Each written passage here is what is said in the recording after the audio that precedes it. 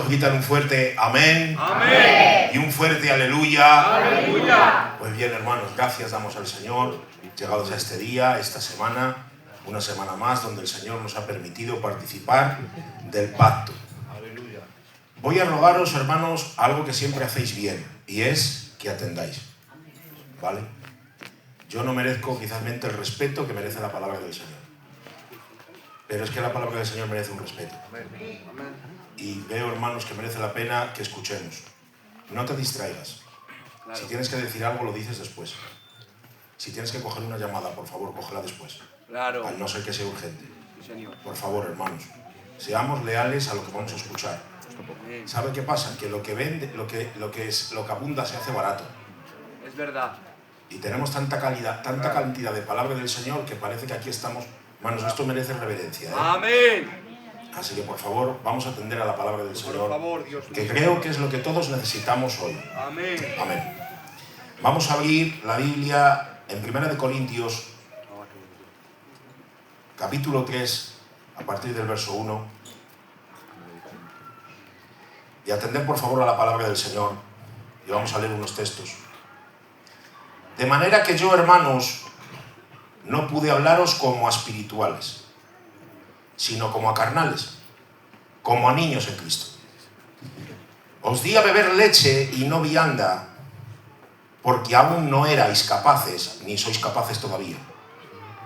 Porque aún sois carnales, pues habiendo entre vosotros celos, contiendas, disensiones, ¿no sois carnales y andáis como hombres?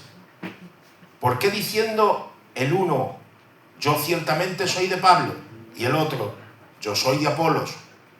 ¿No sois carnales? ¿Qué es pues Pablo? ¿Y qué es Apolos? Servidores por el medio de los cuales, habiendo creído, habéis creído, y eso según lo que cada uno le concedió el Señor. Aleluya. Yo planté, Apolos regó, pero el crecimiento lo ha dado Dios. Amén. Amén. Después entraremos un poquito más en algunos textos más abajo, pero quisiera, por favor, que prestaran atención a la palabra del Señor. Amén. Porque el bien que yo he recibido, hermanos, al poder estudiarlo, yo también quisiera que lo recibieran ustedes. Amén. Y que el Señor me dé la capacidad de poder transmitir con lealtad la palabra del Señor. Amén. Miren, estos textos han sido muy mal interpretados, muy mal interpretados. Después vamos a, por últimas, a dar, yo creo, dentro del contexto, a dar con la interpretación correcta de este texto, ¿vale? Pero Corintios era una ciudad muy rica. Lo podéis ver y estudiar, ¿eh? Muy rica. De hecho, tenía unos puertos de mar donde entraba y salía todo el pescado, donde había mucho dinero, donde había mucho trabajo y donde la gente de allí normalmente estaba muy posicionada. Pero también tenían otra cosa, y es que eran griegos. Los griegos eran politeístas. ¿Qué significa politeísmo? Politeísmo es que tienen muchos dioses diferentes. Tenían el dios Zeus, el dios fulano, el dios de la fertilidad. Tenían un montón de dioses, un montón, hermanos, un montón de templos y un montón de idolatría. Y asómbrense de esto. A medio de todo ello había una iglesia del Señor. Y miren, Corintios tenían un problema serio. Y no era que no tuvieran dones para poder edificar a la iglesia. Y no era que no tuvieran destreza para poder edificar a la iglesia. No. En el capítulo 1 bien dice Pablo que habéis sido enriquecidos en todo y no tenéis falta de ningún don. Claro. Lo que estaban a falta, hermanos, es de amor.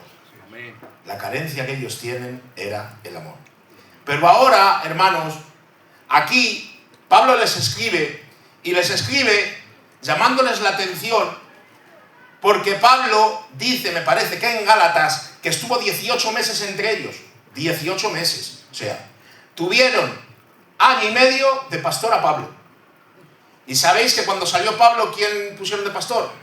A Apolos. ¿Saben quién era Apolos? Alguien que describe la Biblia que dice, era poderoso y fervoroso en la escritura. O sea, una fiera. Dos pastores llenos de conocimiento, llenos del Espíritu Santo, llenos de Dios, y que les dieron bien las directrices de cómo deberían de seguir a Cristo en medio de la idolatría. Pero ahora dense en cuenta, tienen un problema, y el problema es, que yo también le tengo, no saben hilar, no saben conjugar, no saben unir lo que conocen de Dios teológicamente con lo que practican a diario. No sé si tienes ese problema. Mirad, cada vez que decimos desde aquí teología, nosotros nos asustamos. ¿Sabes por qué? Porque somos gitanos que la mayoría de aquí no hemos pasado ni al instituto. ¿Entendéis? Pues no tenemos cultura en ese sentido. Entonces, cuando decimos una palabra rara, ¡ay! No te vele este niño. No, no, no. La teología es el estudio de Dios. Teología, estudio de Dios. Viene dividido en dos palabras que no les voy a decir. Pero es estudiar a Dios. Todos los de aquí somos teólogos. Ahí. No, porque yo no he estudiado formalmente. No me estoy refiriendo a eso. Me estoy refiriendo que todos los de aquí somos teólogos porque todos tenemos en nuestra mente una imaginación de Dios. ¿Y sabes cómo se llama eso? Estudiar a Dios. ¿Y sabes cómo se llama esto legalmente? Teología. Todos los que estamos aquí tenemos nuestra propia teología. Es más, continuamente desde ese púlpito se nos está predicando muchas formas, de muchas maneras, pero sobre todo el Evangelio. Amén. ¿Y cómo estás de práctica? Con todo lo que decimos. ¿Practicamos lo que de aquí se dice? ¿O son ideales que nos cuesta llegar?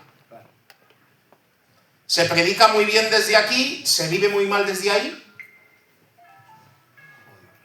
¿Qué es lo que les pasaba a los corintios? Los corintios les había asumido su cultura griega. Estaban absorbidos por su cultura. Esto me suena, Esto me suena.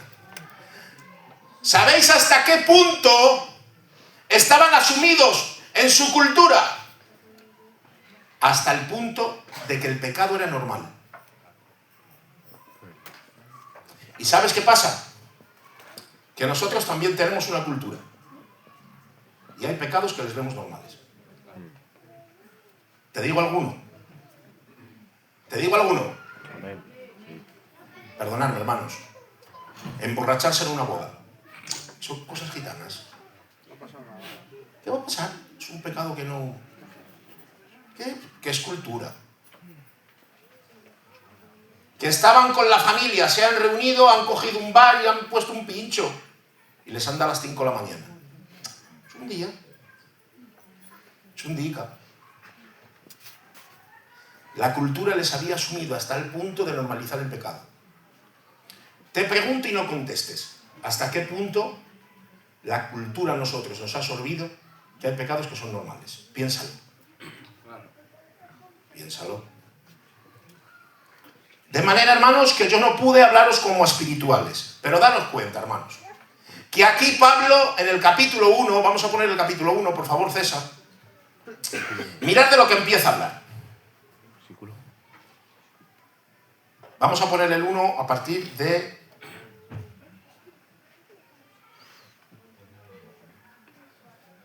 del verso 4. Mirad, atended. Gracias doy a mi Dios siempre por vosotros, por la gracia de Dios que os fue dada en Cristo Jesús. Porque en todas cosas fuisteis enriquecidos en Él, en toda palabra y en toda ciencia. Ahora mismo no ha saltado nada, pero a mí sí que me ha saltado. ¿Qué problema, Notar otra vez, a ver si sus viene. Gracias doy a mi Dios por vosotros, por la gracia de Dios que os fue dada en Cristo Jesús. Porque en todas las cosas fuisteis enriquecidos en Él, en toda palabra y en toda ciencia. ¿Sabes qué quiere decir eso? Que predicaban de muerte. Que Pablo lo hacía de palier. Y Apolos, pues mejor que Pablo. En todo don y en toda ciencia. De palabra. ¿Y sabes qué hacían después? Dividir la iglesia.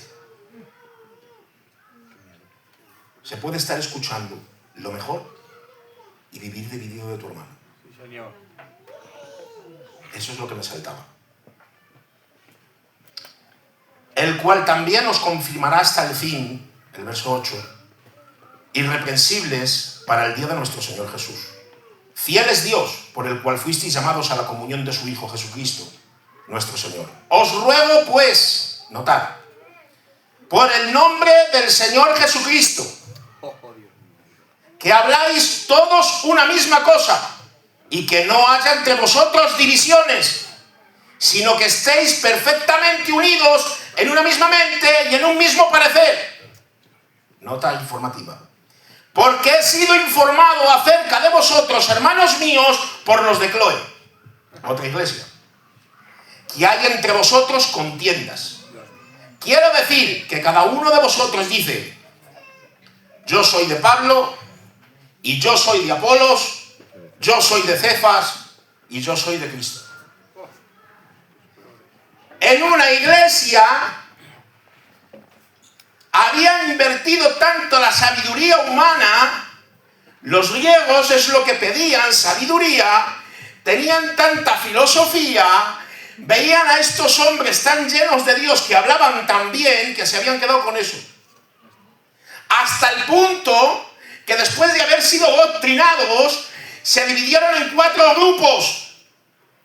Uno de Apolos, otro de Pablo, otro de Cefas y otro de Cristo.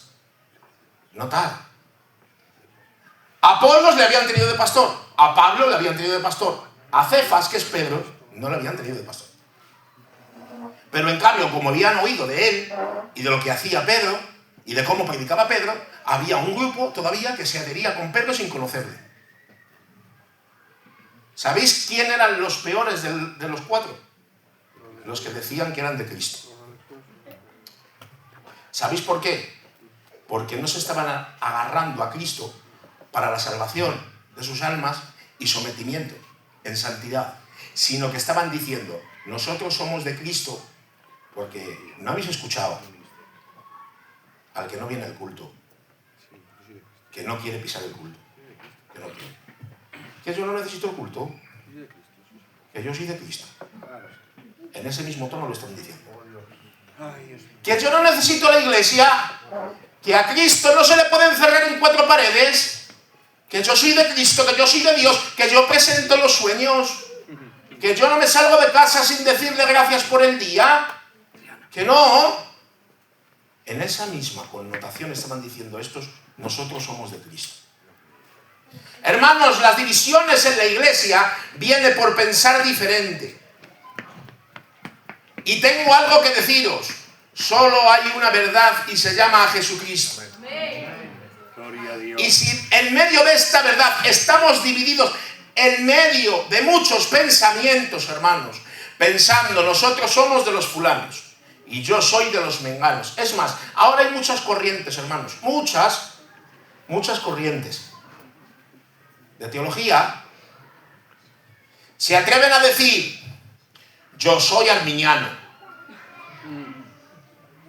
y yo calvinista, y yo wesleyano, y yo molinista, y yo del de para allá, y yo del de para acá. Y luego ya está el que hemos hablado, el que no quiere venir a la iglesia y decir: yo soy de Cristo.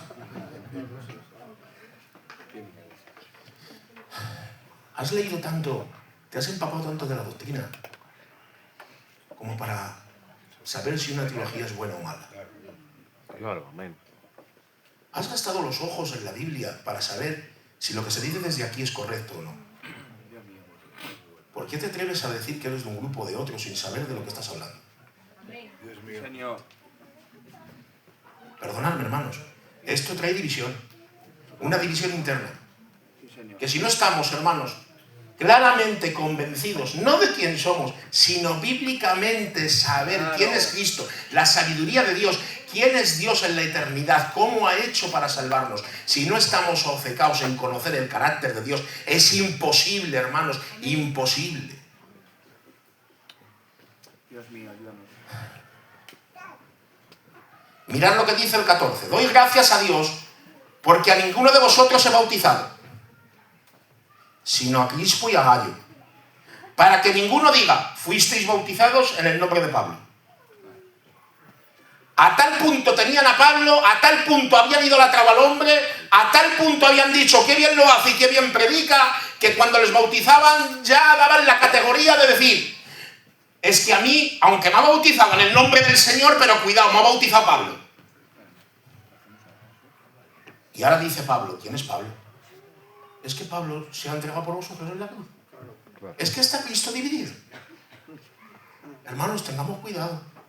La sabiduría de los griegos se había metido en la iglesia a tal punto que la cultura se había hecho tan fuerte que pensaba que la sabiduría venía de los hombres. Venía de los hombres. Pero ahora, mirad lo que dice Pablo. Porque la palabra de la cruz es locura para los que se pierden, pero para los que se salvan. Esto es a nosotros poder de Dios.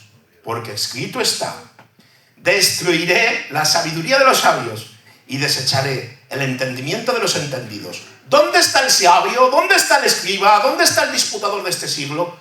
No ha enloquecido Dios la sabiduría del mundo. ¿Qué les está diciendo Pablo ahora? ¿Te has fijado bien en la sabiduría de Dios? ¿Te has fijado bien en cómo Dios ha trazado el plan de salvación? Te estás fijando mucho en la sabiduría, en la pomposidad, porque esto, ¿sabes qué trae? Jactancia y arrogancia. Admiramos mucho al fulano, al mengano y al perantano, hermanos. Tenemos que tener mucho cuidado. Somos hombres débiles, pecadores, el primero yo. ¿Lo entendéis? Y no tenemos que tener ninguna idolatría con ningún hombre, con ningún hombre. Aquí el que merece la gloria, el que merece la honra, el que merece la alabanza, se llama Jesucristo. Amén. Ahora dice Pablo, pero es que no ha avergonzado Dios la sabiduría de este mundo. Pero es que no lo ha avergonzado. ¿Cómo? ¿Te has fijado en cómo Dios salvó? Dios salvó de la manera que nadie se lo esperaba. La lógica de Dios es en contra de la lógica del mundo. La sabiduría de Dios es en contra de la sabiduría del mundo. Mirad, ¿sabéis cómo Dios salvó? Dejando que el Hijo de Dios, la segunda persona de la Trinidad, se humanara. Tomara forma de siervo. Pero ¿sabéis qué? Como un judío simple. ¿No os llama la atención que después de 30 años Jesús inicia su ministerio, pero 30 años anteriores no hay un registro bíblico que hable de él? ¿Sabéis por qué? Porque pasaba como un judío más. Dice uno que sabe que si viviéramos en el tiempo de Jesús y viéramos a Jesús con sus discípulos, no le podríamos identificar porque en su cara no tenía nada especial, era un judío más. Eso de rubio señalado entre 10.000, hermanos, es una hipérbole del Cantar de los Cantares. No sabemos cómo era físicamente. Porque luego dice que su cabello era negro como el cuerpo. ¿Entendéis? Entonces no podemos entender, hermanos. Era rubio con ojos azules, hermanos. ¿Lo quieres imaginar así? Como norma general, un judío, hermanos, tiene la tez morena. Pero bueno, después ya te lo puedes imaginar. Pero no vamos a eso. Es que Dios salvó por medio del Dios hombre. De un hombre metido en una de las ciudades más paganas, más pequeñas y más insignificantes. De hecho, cuando van a donde Natanael y le dicen que han encontrado al Cristo, le dijeron que era Jesús de Nazaret y dijo él: ¿de Nazaret puede salir algo bueno? ¿Dónde había nacido? ¿Dónde se había criado? Hermanos, mirar la sabiduría de Dios al salvar. Vulgarmente, hermanos, perdonadme. Con un judío que a la misma vez era Dios. ¿Entendéis? ¿Qué lógica podía tener esto para la gente? Ninguna. No tenían ninguna. Y mirad a ver si encuentro, hermanos, unas palabras que he anotado aquí de un teólogo que dice: mira, Dios actúa haciendo algo a partir de nada. Gloria a Dios. Vence perdiendo. Aleluya. Él nos eleva dejándonos caer. Él transforma los viernes de Pascua en domingos de resurrección. Gloria a Dios. Él obra de formas incomprendidas. A él, como la humanidad, esperaría lógicamente que un Dios todopoderoso obrara. Pero en cambio, Dios obró con algo tan vulgar. Un hombre normal, sin pecado y sin mancha, pero que no le podían destacar por nada más que después por su ministerio en 3 años. 30 años viviendo entre los judíos y no saltando a la vista de que era el Mesías. ¿Podéis entrar en eso? 30 años viviendo de tal manera, hermanos, que nadie le pudo decir, este es el Mesías, este ha hecho. ¿Sabes por qué, hermanos? Porque este reino de este rey Jesucristo echa fuera toda la arrogancia, todo el ego. ¿Sabéis qué hacían los griegos en el capítulo 1 de los Corintios? ¿Sabes qué dice Pablo? Que tenían tal arrogancia que se pensaban, hermanos, que los sabios tenían toda la sabiduría total por encima de Dios. Les gustaba mucho la pomposidad, el ambiente, el ser, el reflejar. Pero ¿qué pasa? Que vemos a alguien que ha nacido en un pesebre, en una de las ciudades más pequeñas de Jerusalén, que se ha criado en Nazaret, en una de las ciudades o el entorno peor que se podía criar a alguien. Un judío normal trabajando con su padre, pero que era el todo Dios, el creador del universo y el que sustenta el universo. ¿Os puede caber eso? No. Dios es sabio. Y lo que está instando Pablo es a que esta sabiduría es a la que nos tenemos que alinear. No sabemos unir los puntos de lo que se estoy diciendo a nuestro vivir diario. Creemos en esta doctrina y en esta teología de que Cristo ha vencido. Pero en cambio no vivimos dentro de las implicaciones que ella lleva. ¿Qué estás diciendo, pastor? ¿Qué es una implicación? Mira, te lo voy a decir fácil. Me ves por la calle con la pastora y voy andando. Y voy por la casa del Antonio y me ve el tío Chuchi. Pastor, ¿dónde vas? Al Carrefour. ¿Qué implica? Si yo le he dicho tan solo voy al Carrefour, ahora el tío Chuchi dice a comprar. Eso es una implicación. ¿Estás entendiendo? Una implicación es, me ves con el carro y el remolque. Buenos días, pastor. ¿Dónde vas? Al mercadillo. ¿Qué voy a hacer en el mercadillo? A vender el carro y el remolque. Pero me ves a las 12 de la mañana, al Julito, que no trabaja en el mercado, con su corbata y con su gorra. Y le ves, buenos días, Julito, ¿dónde vas? Al mercado. A dar un paseo. Esas son las implicaciones. Nosotros creemos en estas doctrinas, pero no en las implicaciones. Yo te digo aquí hoy, confía en Cristo. Amén. Vive en Cristo. Amén. Y lo recibes gozosamente. Y lo recibes con entusiasmo. Pero ¿qué pasa? Que cuando viene un problema afuera, no nos acordamos de lo que hemos dicho aquí hoy. Creemos en la doctrina, pero no en las implicaciones de la doctrina. Gloria a Dios. Creemos en esta teología, pero no en las implicaciones de la teología. ¿Te has dado cuenta, hermanos, de que yo ahora mismo os estoy hablando de la identidad que tenemos en Cristo? ¿Qué identidad tenemos en Cristo? Mirad, tenemos la identidad y la posición que Dios, por medio de su Hijo Jesucristo, ahora mismo nos ve tal y como Cristo es. Hasta el punto de que cuando nosotros oramos, vamos bajo el nombre de Jesucristo y Él nos oye.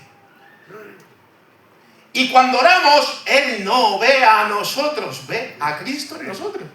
Amén. Hemos sido perfeccionados hasta tal punto, santificados en el Hijo de Dios, que Dios mismo nos ve en Cristo. Tu identidad es Cristo. Confía. Eres de Cristo. Y ahora yo te estoy diciendo esto y te lo estoy predicando. Y mirad, vas al próximo corro de amigos, saludas, buenas tardes, no me digas qué nos ha pasado. Y notas caras largas. Buenas tardes, sí. Sí, lo que te iba diciendo, ¿qué tal? ¿Te has sentido tan mal que te has ido del coro? No, no os ha pasado nunca. ¿Qué hemos dicho? ¿Qué has escuchado en el culto? Que tu identidad es Cristo, que tienes que vivir para Cristo, que Cristo te ha dado una posición. Ahora la implicación de creerse eso. Cuando hemos ido al corro y los amigos nos han despreciado por alguna cosa, te has sentido tan triste, te has sentido tan mal, que has perdido hasta la bendición. ¿Sabes por qué? Porque todavía estamos dando mucha cancha a agradar a los demás. Y te importa tanto lo que piensen los demás de ti, que te has olvidado de lo que piensa Dios de ti. ¿Te das cuenta? Ay, que si es que... Pero vamos a ver, la identidad no te he dicho que estás en Cristo, sí. ¿Cómo te lleva tanta decepción que unos te hagan un desplante? Porque lo que queremos, hermanos, es traer buena impresión a la gente. ¿Lo entiendes? Queremos traer buena impresión a la gente, deduciendo que hay que pensar al fulano de mí. ¿Y qué pensará el mengano de mí? ¿Y qué pensará el responsable? Y voy a hacer esto para que piensen esto, y voy a hacer aquello para que... Sabiduría humana y diabólica. ¿Lo entendéis? Estamos implicados en esta sabiduría y nos hemos tragado lo mismo que se estaban tragando los corintios. Sí, Señor. Sabiduría humana. ¿Pero qué dice la sabiduría de Dios? Yo voy contra toda lógica y contra todo pronóstico humano. ¿Y cómo salvo? Salvo por medio de un bebé que va creciendo y pasa desapercibido, pero es el Dios que ha creado todas las cosas. Gloria a Dios. Mi sabiduría va más profunda que la sabiduría humana. Es más, la sabiduría humana lo único que trae es jactancia y arrogancia y orgullo y egocentrismo. La sabiduría de Dios lo único que trae es salvación, porque la sabiduría de Dios es Cristo. Amén. Amén.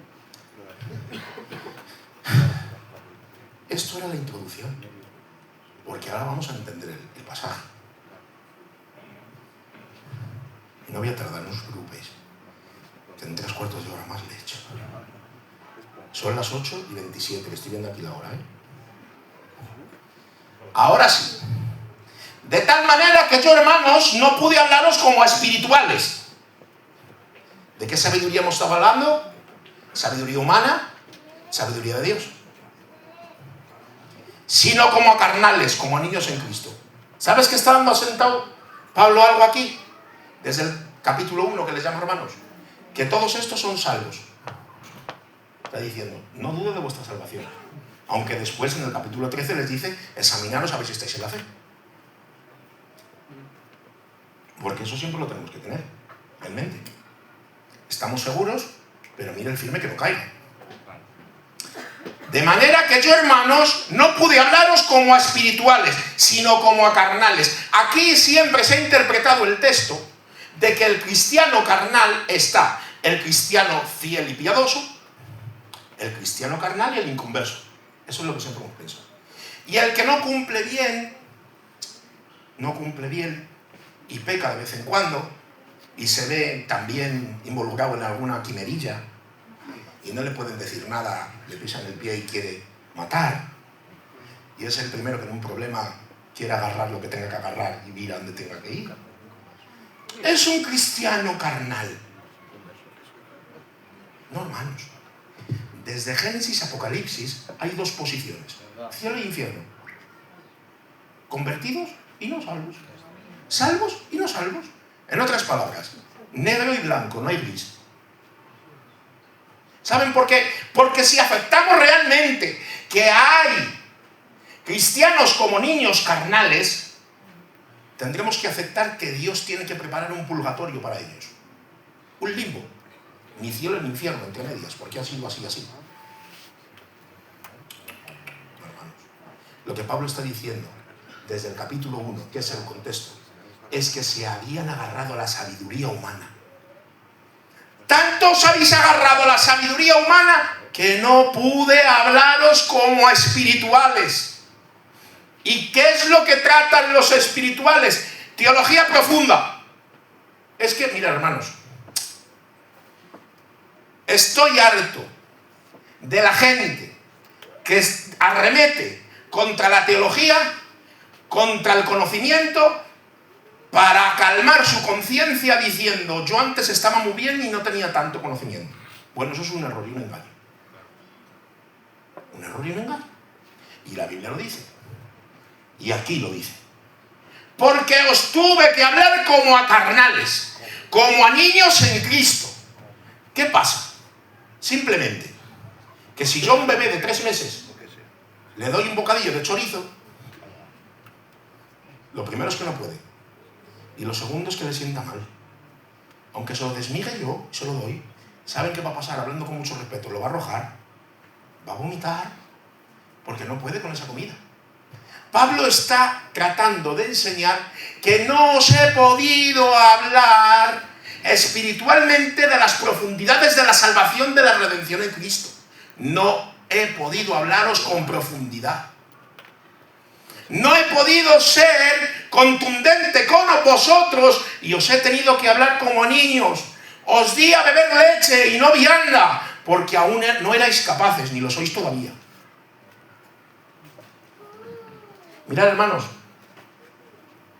la sabiduría humana lleva a la pomposidad desde aquí, desde el púlpito. ¿Sabéis? Desde el púlpito. ¿Sabéis por qué? Porque este tipo de gente, en los que muchos estamos, yo también me incluyo, solo quieren cultos light. Que la palabra no les confronte, que les dejen de llamar pecadores, que ya vale, que nos hables de otra cosa, que nos hables de amor y de cariño. Voy a hacer eco de las palabras de Pablo. De tal manera, hermanos, que yo no pude hablaros como espirituales. ¿Sabéis por qué? Porque si tratamos desde aquí, hermanos, aparte de que nosotros no tengamos pues la categoría o el conocimiento de traer profundidades. Pero si profundizamos un poquito más en el texto, hermanos, hablando de los misterios, ¿sabéis quién queda aquí? Mi padre por acompañarme a casa. ¿Entendéis? ¿Lo habéis entendido? ¿Lo habéis entendido? ¿O no? No queda nadie. Porque no podemos aceptar, hermanos, que Dios actúe como Dios. ¿Cómo? Que Dios actúe como Dios. ¿Habéis visto la alabanza que han sacado? Y déjame ser Dios. Lleva mucha razón. Y déjame ser Dios. ¿La habéis escuchado? Lleva mucha razón. Es que te ofendes. Es que te ofendes con la sabiduría de Dios. Es que prefieres la sabiduría humana. Es que prefieres cultos light. Es que prefieres que suban, te canten una alabanza y una palabrita suave y que no me confronten. Y me voy para casa gozando, gozando. Es verdad. Sigues siendo el mismo de cuando empezaste. No te estás dando cuenta que estás cayendo en los mismos errores que caías al principio. No te has dado cuenta que vives en temporadas mejores, 1 semana, 2 semanas. A la tercera te ves involucrado en tu mismo pecado del principio. Porque nadie te dijo con realidad que la sabiduría de Dios es más alta que la sabiduría humana, y que no vayas tras el éxito de lo que la gente llama éxito. Porque si Dios tuviese que haber llamado éxito a lo que hizo con su Hijo, tendríamos que esperar a la resurrección. ¿Entendéis? Pero estuvo 3 años divulgado por la gente queriendo perseguirle, la gente queriendo matarle, hasta el punto de llevarle a la cruz, hasta el punto de maltratar al Hijo de Dios, hasta el punto, hermanos, hasta el punto de crucificarle. Pero no se sorprendan de esto, porque esa sabiduría que ellos pensaban que tenía era necedad. Porque por encima estaban cumpliendo la sabiduría de Dios. Vamos a poner Hechos capítulo 4, verso 7. Estaban cumpliendo con el misterio redentor de Dios. Mirad. Ellos pensaban sabios. Somos sabios, ¿hasta qué punto? Te vamos a matar por cómo eres, Jesús. Te crucificamos. Y poniéndoles en el medio les preguntaron: ¿con qué potestad o en qué nombre habéis hecho vosotros esto? Entonces Pedro, lleno del Espíritu, les dijo: gobernantes del pueblo y ancianos de Israel, puesto que hoy nos interroga acerca del beneficio del hecho que he hecho a un hombre, de manera que éste ha sido sanado, sea notorio a todos vosotros y a todo pueblo de Israel que en el nombre de Jesús de Nazaret, a quien vosotros crucificasteis y a quien Dios resucitó de los muertos, pues él es este hombre que está en vuestra presencia sano. Había sanado a un paralítico. Este Jesús, que es la piedra reprobada por todos los edificadores, al cual, viniendo a ser la cabeza del ángulo, y ninguno en otro hay salvación, porque no hay otro nombre bajo el cielo dado a los hombres en que podamos ser salvos. Entonces, viendo con de nuevo de Pedro y de Juan, y sabiendo que eran hombres de letra y del burgo, se maravillaban y se regocijaban, habiendo estado con Jesús, y viendo al hombre que habían sanado, que estaban con ellos. ¿Y saben lo que decían? ¿Cómo es posible? ¿Cómo es posible este mensaje de Pedro? ¿Cómo puede ser posible? Lo que está identificando e implicando aquí Pedro es que ellos habían crucificado y maltratado al Hijo de Dios. Pero tranquilos, que habéis cumplido con el decreto de Dios. ¿Entendéis? ¿Entendéis? Para acabar. De manera que yo, hermanos, no pude hablaros como a carnales, como a niños en Cristo os hablé, y os di a vivir leche, porque no erais capaces, ni lo sois todavía, porque aún sois carnales, pues habiendo entre vosotros celos, contiendas y disensiones. Oh, Señor. Cuando estamos afianzados en la sabiduría humana, ¿quieres saber si estás afianzado y agarrado a la sabiduría humana? Es cómo te comportas cuando una hermana te ofende. ¿Cómo te comportas? ¿Cómo te comportas cuando te ves ofendido por un hermano? ¿Cómo te comportas frente al pecado de otros? ¿Cómo te comportas? Y eso te dará a saber en qué sabiduría estás confiando. Porque la sabiduría de Dios llevó a Cristo a la cruz. Llevó a su Hijo a la muerte. En debilidad, en vergüenza y desnudo. ¿Saben para qué? Para que se ejecutara la salvación de todos los que podemos creer en Cristo. Gloria a Dios. Por eso, ni Apolos es nadie, ni Pablo es nadie, ni los griegos de aquel tiempo es nadie. Cristo es la sabiduría de Dios para todos nosotros. ¡Aleluya! Entonces el texto está hablando contundentemente de que los carnales no sabían hilar su teología con su andar. Esos son los carnales. No sabemos agarrar, unir los puntos entre lo que sabemos y lo que andamos. No sabemos unir los puntos. Hermanos, necesitamos, después de tanto dicho y bueno, unir los puntos. Necesito unir los puntos. Necesito sacar algo en conclusión. Necesito, hermanos. Porque mirad, y termino con esto. Yo planté, Apolo regó, vamos más adelante. El 12. Y si sobre este fundamento alguno edificare oro, plata, piedras preciosas, madera, heno o hojarasca, la obra de cada uno será manifiesta, porque el día lo declarará, pues por fuego se revelará la obra de cada cual, y por el fuego la probará. Si permanece la obra de alguno que sobreedificó, recibirá recompensa. Si la obra de alguno se quemare, él sufrirá pérdida. Mirad, si bien él mismo será salvo, pero así como por fuego. ¿Sabéis de lo que está hablando? Después de hablar de todo esto. De la obra de cada uno. Y de que cada uno nos vamos a presentar ante el tribunal de Cristo porque se nos está predicando de la sabiduría de Dios. Y al no querer coger la sabiduría de Dios e irnos tras la sabiduría humana. Vamos a ser presentados delante de Él en el tribunal. Y todas las obras que hemos hecho van a ser juzgadas. No para la salvación. Para la salvación no. Sino para el galardón. Claro. Pero es que hay un aspecto del galardón en negativo. Y es que si tu obra, o sea, tu obra, va a ser vista con tu intención.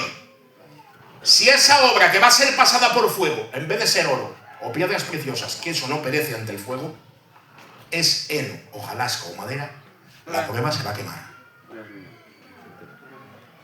¿Y sabes qué dice? Que si es heno, hojarasca o madera, se va a quemar y sufrirás pérdidas.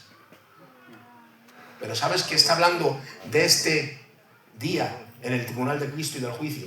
Pero que las pérdidas, hermanos, es un juicio en el presente también. ¿Sabéis por qué es un juicio en el presente? Porque si estamos agarrados a la sabiduría humana, vamos a perder lo que es la sabiduría de Dios. Y al perder la sabiduría de Dios, vamos a perder el gozo en medio de la tribulación. Vamos a perder la paz y vamos a perder la relación con Dios.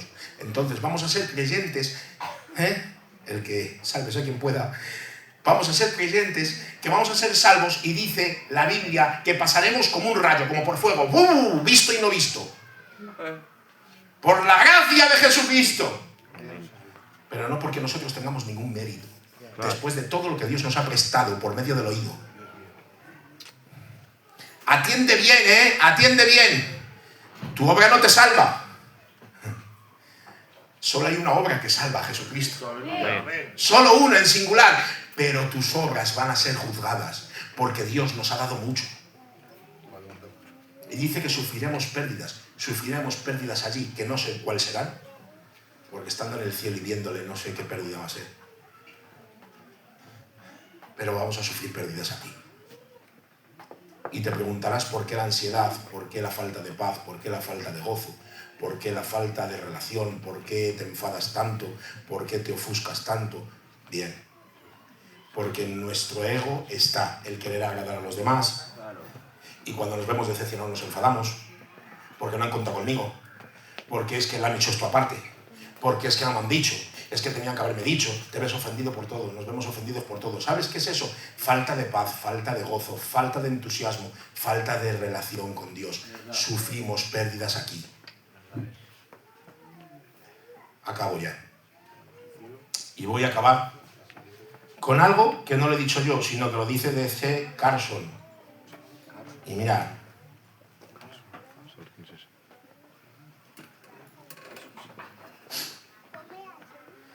Acerca de este grupo de los carnales, escribe Carson, personas que hay que darles leche porque no aceptan otra cosa, y si intentamos darle otra cosa que no sea leche, lo vomitan, considerando el número de años durante los que han sido cristianos.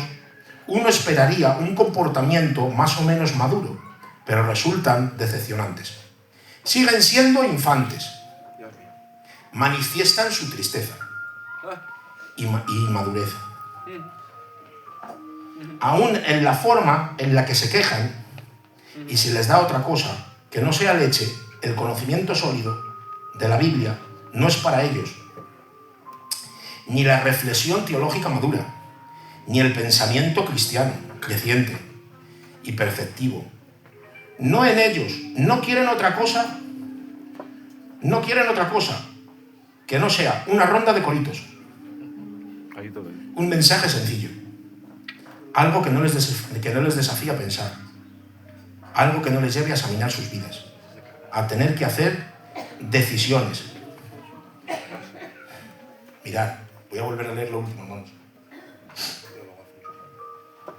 No quieren teología madura, ni un pensamiento cristiano creciente, ni perceptivo. No, ellos no quieren otra cosa que no sea una ronda de coritos y un mensaje sencillito. Algo que no les desafía a pensar, algo que no les lleve a examinar sus vidas, a tener que hacer decisiones y a un conocimiento verdadero en adoración al Dios vivo. No lo digo yo, lo dice un amigo que sabe.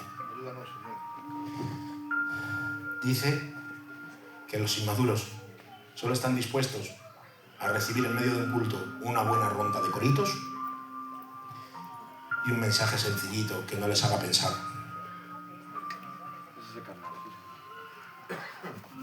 Pues hoy no es el día. Hoy quiero que te vayas pensando. ¿Te consideras espiritual? ¿Te consideras espiritual? ¿En qué grupo estás? Qué fácil levantamos la mano cuando decimos si queremos ir al cielo. Pero ahora si pienso cuántos levantan la mano si se tienen por espirituales.